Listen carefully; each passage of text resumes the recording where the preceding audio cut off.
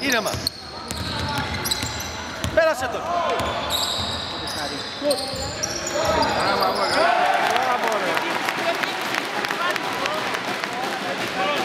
Ξεκίνησε και το βάλει.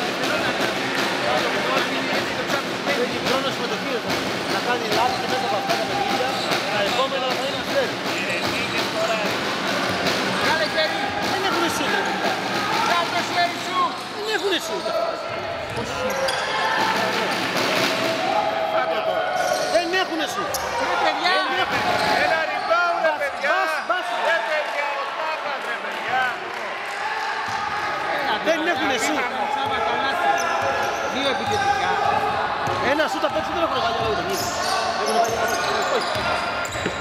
Παίρνει την μπάλα από τον Ρεβιτούλη. Φέρει φάουλ ρε! Ρε! Μπροστά σου είναι ρε το φάουλ ρε! Μας κοροϊδεύεις!